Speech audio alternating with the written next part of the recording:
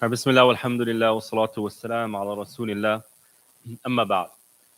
Inshallah, we start a new series titled In the Life of the Prophet alayhi salatu wasalam.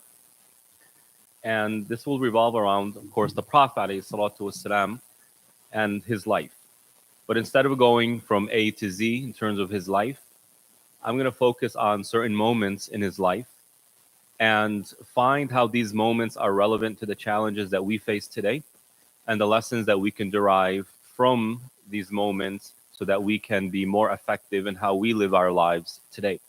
So I hope that what we gain out of this series is more perspective, more wisdom, more insight, and more efficiency when it comes to engaging our day-to-day affairs or our global issues as well. And I will go chronological order in terms of these events. So obviously we start with the Prophet ﷺ becoming a prophet. And what this really means is a new Ummah is born. A new nation is born. And it's very important to understand the context in which this Ummah is being born in. So come with me, imagine with me that you are in Mecca pre-Islam. Right? Pre-Islam. The Prophet ﷺ has yet to become a prophet. What's going on in this society? Well, the society is living by the principles of polytheism, of shirk. And what is shirk? Shirk is worshipping other than Allah. Right? That's the way we tend to see it. That's the way we tend to define it. And that is correct. But we have to ask the question, number one, how did this come about in the first place? How is it that a human being, whether as an individual or entire community, cannot see the utter madness and the utter irrationality of worshiping an inanimate object? How did they fall into this? And why was it so appealing? That's also another question. Why was it so appealing? Also, what was going on in the social structure of that society, right? In terms of the social structure, there was a hierarchy. It wasn't so much as a caste system like what we see in India today, but there's a hierarchy. There are elites, and these elites are in control. And like all elites, their goal is to maintain power, right? That's what we're going to do. And so by merit of being elites, they have the authority to legislate law or customs. And they can change these customs willingly to what? To appease their own pursuits, their own desires, their own strength, their own power. And you also had a lot of corruption in terms of akhlaq, character. Yes, the Arabs of that time did have a lot of elements of good character, generosity, never lying, taking care of family members, looking out for your tribe, a lot of great characters. But they also had a lot of very bad characteristics, such as drinking alcohol, such as mistreating weaker members of societies, such as in the realm of relationship between male and female. There was a lot of corruption in this regard. This is the context of society the Prophet ﷺ is being raised in. Now, going back to that initial question that I asked, why was this so appealing?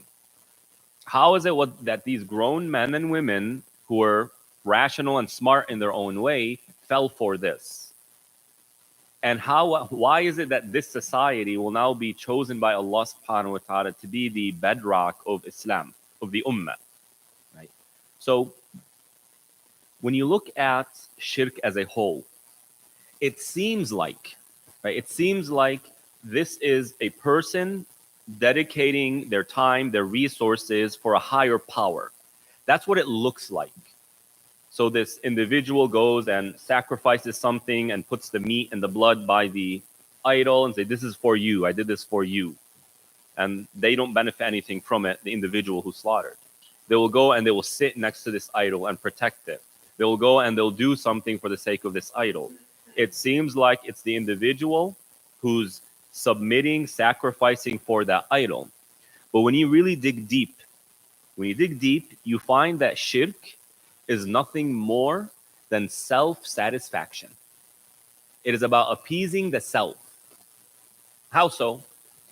Well, if a person has multiple idols, idol 1, 2, 3, 4, 5, and they all have different functions, obviously he or she cannot worship all of those idols all at once. They have to pick and choose. So it becomes a question, well, based on what do they pick and choose? Based on what? Those gods or those deities telling them, okay, today's my day, today's that other god's day. Where is it coming from? It's coming from their own needs. What do I need today? Okay, today, you know what? My budgeting is off. I need some help financially. Let me go to the God of money. Oh, you know what? Today I'm feeling a little bit romantic. Let me go to the God of love. Well, today I'm feeling vengeance. I got to go to the God of war. Whatever it is, it just goes back to self-appeasement. Also, you get these little idols, keychains. You hang it on you, so you feel powerful. You know how our children, they get their toys and they hang it. They feel so proud. I'm gonna go show all my friends I have this toy. Oh, what's that? It's a type of izzah they feel. Right? وَاتَّخَذُوا مِن دُونِ الرَّحْمَنِ آلِهَةً لِيَكُونُوا لَهُمْ عِزَّةً. They take these gods besides Allah, thinking that it brings them dignity, it brings them strength. So the whole construct of shirk goes back to self-aggrandization, making oneself feel bigger than they actually are. It's about the self. When you look at the social structure, the same thing. The elites want to maintain a status quo. Why? To maintain their power. In order to be powerful, in order to feel powerful, by default, you need people under you. And so they oppress. They will neglect.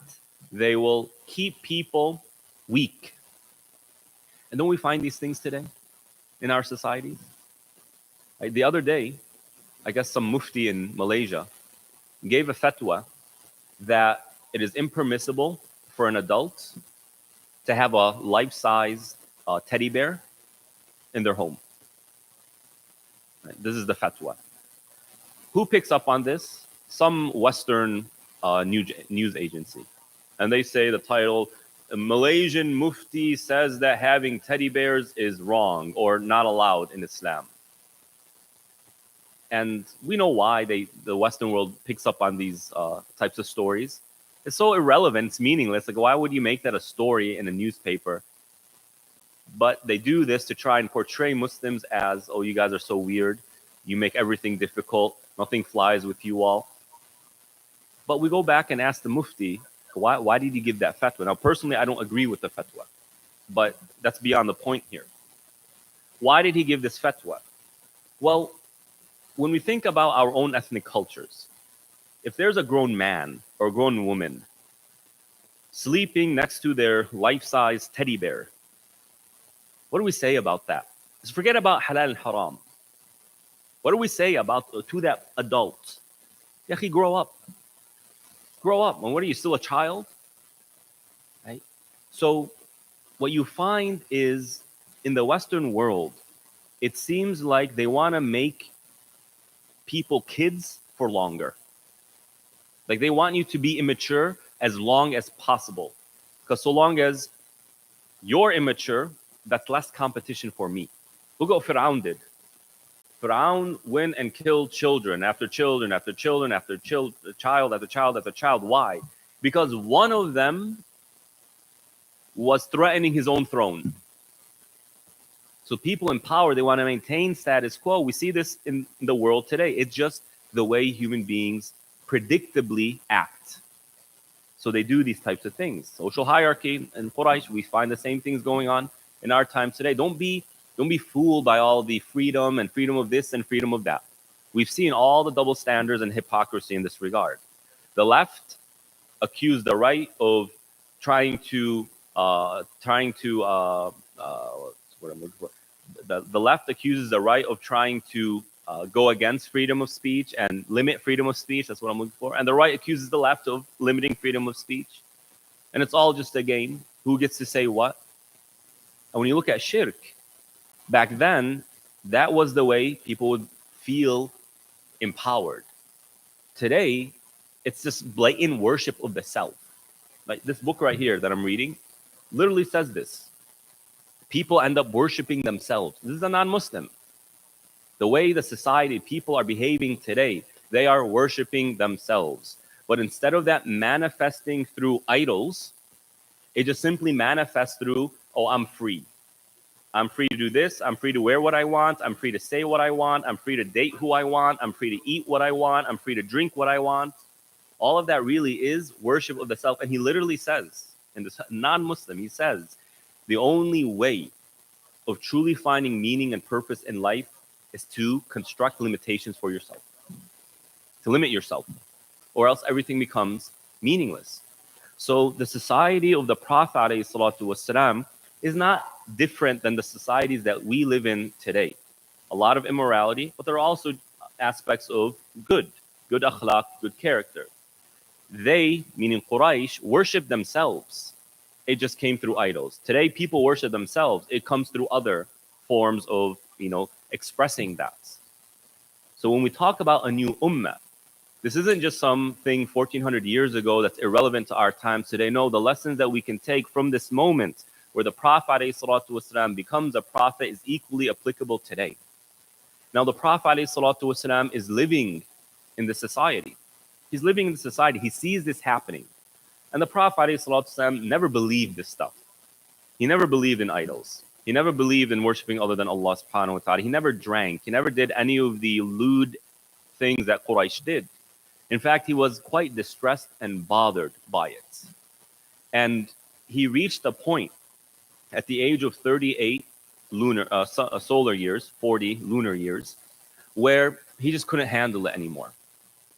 And as Aisha radiallahu ta'ala anha says, before he became a prophet, he began to isolate himself from society. كان يتحنث في غار حراء. He would go and isolate himself in this cave, what we call غار حراء, the cave of Hira, Jabal al-Nur, we've seen this. He would go and sit there for a month. What was the point? To disconnect from the society that was causing him distress. He was distressed by what he saw, what they did, what they were doing, the oppression, and all the other injustices that were going on. He isolated himself. Now let's pause here for a second and just be honest with ourselves. We Muslims often isolate ourselves, don't we? We don't want to be out there. I don't want to deal with a non-Muslim. The only time I want to deal with a non-Muslim is at the grocery store or at work because I have to. When Muslims came here to America, when you all came here, where did you go? To the masjid. Why? Well, maybe some of you were praying before, but some weren't. And the only place where they can feel connected and socially involved is the masjid. But from another way of looking at it is they were trying to run away from the fact that they didn't like what was going on. They didn't connect with what was going on. So we Muslims, we have this habit of isolating ourselves when the world around us does not reflect our own beliefs. But remember where the Prophet ﷺ was, why he was there, when Jibreel ﷺ first came to him. The Prophet wanted to isolate himself. But Allah subhanahu wa ta'ala essentially tells him, it's not the way it works. Go and preach. Go and connect. The second set of verses revealed in the Quran was, Ya ayyuhal muddathir, qum fa'anzir. Oh, you're protecting yourself, you're wrapping yourselves in clothing. That's not your role. Get up and go and preach. So the first lesson that we take is our society today is not much different than the society the Prophet ﷺ grew up in and he was sent to. The imagery is different, but the principles are all the same. Quraysh was a self-absorbed society, a society that worshipped their self. We are living in a self-absorbed society that worships itself. And the Prophet ﷺ, the second lesson, isolated himself to try and alleviate the stress and the distraught. But that's not the way it works. We try to isolate ourselves out of the stress and out of the fear. Sometimes parents want to shield their children and just say, no, you don't do this, you don't do that, don't go to movies, don't go to this. And they shield their children, they send them to homeschool. Sooner or later, guess what's going to happen? These kids are going to go to college. And what the parents were trying to shield them from is going to come to them all at once instead of bits and pieces over time. So we Muslims, we weren't sent to isolate ourselves. We weren't sent to create these utopias. You know, I was watching a video of a new masjid out in Indiana. Beautiful. I mean, they spared no expense. $8.2 million where? Out in Indiana. That's huge, right? Not like here, over 8.2 million, that's huge. And all of the artwork, they got chandeliers from that mat that look exactly like the chandeliers in Masjid al-Nabawi. They have art from Morocco, literally imported from different countries. It looks amazing. But I'm sitting there looking at this. I'm saying, subhanAllah, it looks beautiful. But why? Why are they doing this? Other than to try and create for themselves a utopia. A place where they don't have to deal with any issues that is difficult to deal with. You can try and shield yourself all you want, it's coming to you. Muslims tried shielding themselves, putting themselves in a bubble. 9/11 happened. Too bad. We weren't sent to isolate ourselves. We were sent to mix with society. And so the companions, after opening Mecca, after the Prophet ﷺ passed away, what did they do? Sit and enjoy Mecca and Medina? Yeah, let's go do Umrah, that's it. Most of the companions died outside of Arabia. In Syria, there are 20,000 companions buried in Hims in Syria. 20,000. In Iraq, in Egypt, they went out because they understood their purpose in life. Their message is meant to be shared. That requires them to mix with societies. Did you know that while Abu Hanifa and Malik and Shafi'i and Ahmed were having their discussions, were giving their fiqh, Muslims were a numerical minority in these lands? Abu Hanifa, during the time of Abu Hanifa, only 20% of Iraq was Muslim. 20%. And he's sitting there having conversations with Jews and Christians and Zoroastrians and others. That's what we're meant to be. And we live in a time where the way to help Palestine, to help Indian Muslims, to help East Turkmenistan Muslims, is by getting into politics, by lobbying, by influencing, by talking to other people. Imagine if that Muslim didn't introduce the Palestinian issue to George Galloway. You know George Galloway? He's one of the pioneers, the very first people to actually be vocal about what's going on in Palestine, decades ago. It was a Muslim who introduced it to him. So this is what we're meant to do, what meant to be. Don't be so stuck up on numbers, on imagery. The Prophet ﷺ's masjid was literally roofless. They just took palm tree leaves and put it over, and that's what it is. When it would rain, they would be praying in mud. The Prophet ﷺ would do prostration, he'd come up and he has mud on his forehead. I'm not saying we don't have nice institutions, but don't create an institution where it's a utopia. You know, they call the masjid out in Texas as like utopian masajid. But the people over there are like sick of it. They're tired of it. It's unsustainable, or it's hard to sustain. There's no such thing as a utopia. So let's get this out of our mind where we just want to isolate ourselves and be away. No, we have to face the realities. We have to talk to people. We have to give the da'wah. We have to engage the realities.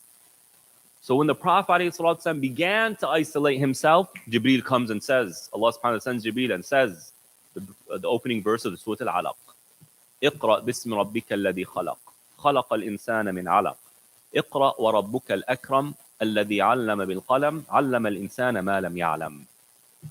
Now there are many ways we can look at these verses, but I want to analyze it in terms of the narrative that I'm trying to create here. Quraysh was a self-absorbed society that worships the self. The more technical term for this today is narcissism. People are narcissistic. They might be able to engage you, but in the end, they saw themselves as better. That's what they wanted to feel. I am better than you. I know more than you.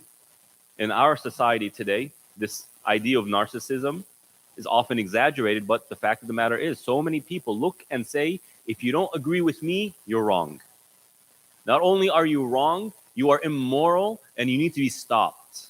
You need to be cut down where you are. We see this all over the place. That is a symptom of self-worship. And so Allah subhanahu wa ta'ala, when He comes with these verses, what we find is something very interesting. I believe is very interesting. What does Allah begin with? Iqra. Read, learn, pronounce, proclaim, engage, talk, educate yourself in the name of Allah, the one who created you. You see, if narcissism is about being self-absorbed, trying to utilize everything for the boasting of the self, what is the remedy to that?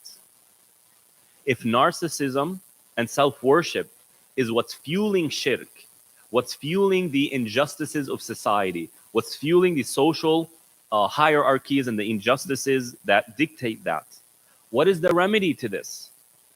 Well, if it's self-absorption and self-worship that causes this, then the opposite is to be under the mentorship of someone or something else, where you see something as bigger than yourself, where it's no longer about you dictating to others, but rather you listening to others. So Allah begins the greatest movement of all of human history, given to the greatest human being to walk this earth, through the greatest angel of Allah subhanahu wa ta'ala, to the greatest ummah known to mankind.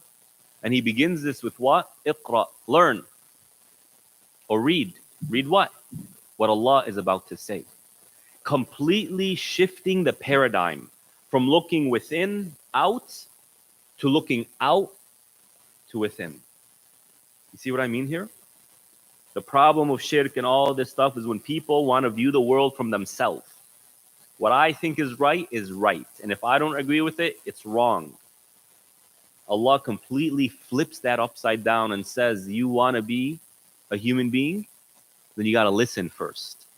You got to take from out, external, and then refine the self. Iqra, in the name of Allah subhanahu wa ta'ala.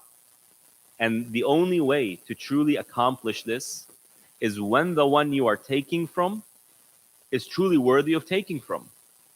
You know, if somebody is a good listener and they want to learn, but they go to the wrong source, well, that's a problem. If somebody's learning what it means to be a human being from Sigmund Freud, that's a problem. If somebody's learning what it means to be a human being from Hitler, well, that's a problem.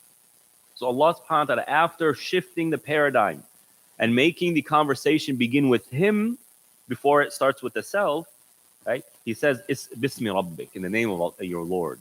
He is the one who's managing everything. He's the one who's taking care of everything. الَّذِي خَلَقَ الْإِنسَانَ مِنْ عَلَقٍ. Then He talks about the human being, the origins, where you're from. You come from a clot of blood. That's what you are. That's how you began. And again, for the sake of this, the topic of today, or the point for today, it's showing that your origins are so small and insignificant. And that's the way the human being should view themselves. A narcissist sees themselves as greater than they actually are. And in that feeling of grandeur, they become disconnected from reality. They view everything and everyone else as a means to amplifying themselves. If you do not make me feel better, if you do not serve me, you are irrelevant. Not only are you irrelevant, you need to be put down. But here Allah subhanahu wa ta'ala flips it upside down and says, no, you are nothing. You are insignificant. You are a nobody. You have no hawl or quwwah. You have no power to change things, and you have no power to accomplish things. You are nothing more than a clot of blood. So put yourself in place by understanding your origins. You want to get out of self-worship, then you need to see yourself as insignificant to be worshipped. To get that humility, that vulnerability, that humbleness. And then Allah subhanahu wa ta'ala says, Iqra wa rabbuka al-akram. Recite, and your Lord is most generous. I ask you all, I ask myself, when you look at these younger ones, LGBT, right? No, I'm a woman in a man's body, or I'm a man in a woman's body. oh, you older people are outdated, you don't know what you're talking about, you're so weird, you're so technologically, unadvanced. How do we look at such a society, such a people? How do we look at America? In fact, how do we look at Muslims? Don't we always hear the following: we Muslims were so bad. We Muslims are the worst.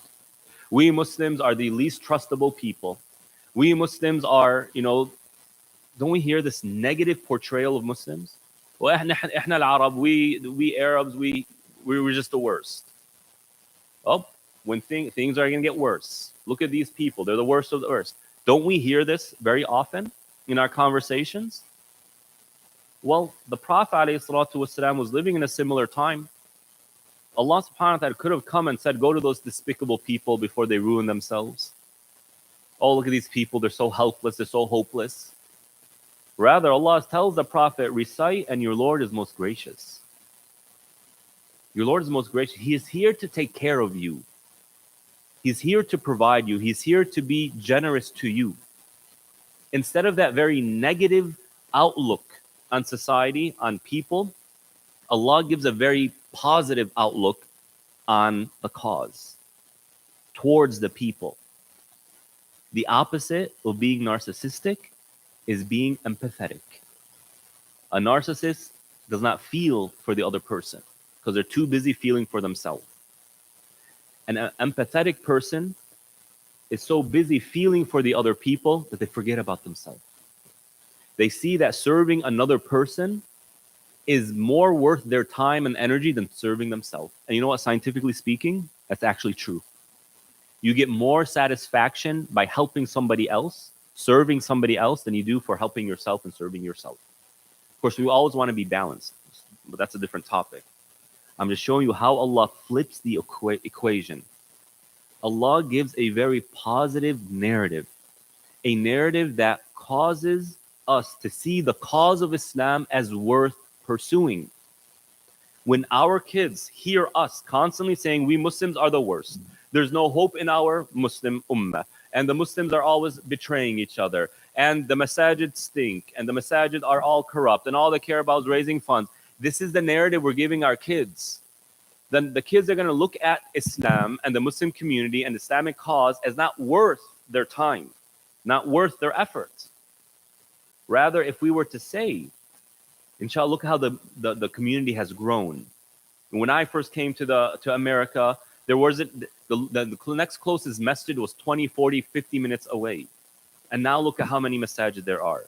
Look at how the community has grown. We came with nothing. And alhamdulillah, we became professionals, lawyers, doctors, engineers, business people. We built our homes. Look at how we've grown. And your child is hearing this. Wow, this is an ummah that gets results. This is an ummah that accomplishes things. This is an ummah that works hard. I want to be part of that. So Allah subhanahu wa ta'ala puts in our mind that this is a cause worth dedicating yourself for, because this society has potential. We might look at Generation Z, the Gen Zers, as lost. But when we see their reaction to other causes, like the cause of Palestine, the vast majority of them support Palestine. When they look at justice, justice is in their mind. They might have, not the most pristine definition of justice, but it's something dear to them, something meaningful to them. So like Quraysh, there were aspects that were really bad, like the Gen Zers, like Americans, like Westerners, but there were other elements that were really good, like Gen Zers, like Westerners, like Americans as a whole. So have that positive narrative in your mind, and let that be the narrative that you give to your children. Iqra wa rabbuka al-akram. Allah has sent us, Muslims, starting with the Prophet ﷺ, to be that venue of Allah's graciousness, that rahmah, that kindness. In my survey of Islamic history, you don't find non-Muslims revolting against Muslims. You don't find this. The Persians didn't revolt against the Muslims. Previously the Romans didn't revolt against the Muslims. And the question is why? Because they offered a better system of governance. less taxes, less hassles, more freedoms. I'm not saying it was a perfect society, but they offered a better model. That's the graciousness. We Muslims have a better model to offer America. I'm not talking about politics, I'm talking about society, lifestyle, family. We have something better to offer. And we see Americans, they notice this. How many times have we seen clips, videos of some person doing a social experiment? They go inside a restaurant, just so happens to be the employee is wearing hijab and says, I'm hungry, I only have $1. I don't have any other money. Can you help me out? And she says, of course, yeah, here's a bunch of sandwiches, a bunch of drinks. Oh, thank you so much. Here's a $500 for being so. We've seen this stuff before, right? And then the Muslims' reaction is, no, I can't go give it to somebody else. They notice this. That's the graciousness that we were sent with. And Allah subhanahu wa ta'ala is setting the tone for us to interact with people who we currently don't see eye to eye with. Right? And then Allah says, الَّذِي عَلَّمَ بِالْقَلَمْ عَلَّمَ الْإِنسَانَ مَا لَمْ يَعْلَمْ. Knowledge, learn. Knowledge puts the human being in place, grounds them in reality, takes away that self-worship, takes away those narcissistic behaviors, those narcissistic characteristics. And part of learning is not assuming you know the person you're talking to. Is understanding that every human being has their own unique circumstances that they were born in, that they grew up in. Human beings are more complex than simply black and white. Oh, this person's not good, this person is good. No, it's more complicated than that. Who would have thought that Abu Sufyan, Khalid ibn Walid, Amr ibn al-As, Ikrimah ibn Abi Jahl, those who led the war and the campaign against the Prophet ﷺ, if you were a Muslim, a companion at that time, and you see Khalid with these people, these are the worst of the worst. We would think that there's no hope in them. But Allah is telling us, Allah is the one who teaches you. Allah knows you don't know. So you need to get that perspective, that knowledge from Allah subhanahu wa ta'ala. And don't think that you know. And this is how we see the Prophet ﷺ engaging his community. He always spoke to them with humility. Even Abu Jahl. He always engaged his enemies with akhlaq, with character and manners. He always listened before he spoke, even with his enemies. When Abu Talib was passing away, Abu Jahl was there, and the Prophet was there. The Prophet would call Abu Talib to Islam, invite him to accept Islam. I can intercede on your behalf in front of Allah. And Abu Jahl would say, would you leave the way of your fathers? And when Abu Jahl would speak, the Prophet would not say anything. He didn't interrupt. Not like in our times today, when you watch Piers Morgan, right? Just interrupt. That's it, right? When that happens, there's a type of akhlaq there that we don't want. And it comes from the sense that, oh, you don't know what you're talking about, and that makes you an evil person, and I cannot let you speak or do anything. الَّذِي عَلَّمَ الْإِنسَانَ مَا لَمْ يَعْلَمْ. You don't know. Allah knows. You aren't wise. Allah is wise. You don't know what's best for you. Allah knows what's best for you. So if what made society, the society of Quraysh, or our society today, caused people to worship themselves, if what led to that is their own self-worship, right? What led them to that is their belief that I am grand, I am great. Then Allah subhanahu wa ta'ala, in the opening verses of the Quran, the very first verses that starts this ummah, a new ummah, Allah completely flips the equation. And so this Quran came to refine, to reform, and to perfect the human being. And it all begins with realizing it starts with Allah subhanahu wa ta'ala. And the narrative Allah gives the Muslim mind is one of positivity and one of optimism. And so as an ummah, we today must have that. The narrative that we must share with the world needs to be a positive one, a hopeful one where people will be safe, one where people will be protected. That is the narrative that we need to give. Just a quick example for Palestine. What do we want non-Muslims to know about the way we see Palestine? Well, we will tell them we see Palestine as a place where it's a holy place for Muslims, but we also recognize and acknowledge as a holy place for Christians and for Jews. And that our Prophet ﷺ commanded us to preserve the rights of non-Muslims. And our history shows this. So in our minds, the future of Palestine is a peaceful future, where all these religions have access to safely go to their places of worship. And that we as Muslims are responsible, as we have been responsible, as we've done before, for protecting these sites. You see that narrative? It's a positive one. Now compare it with the narrative of these criminals, these crooks. Of everybody's out to get us.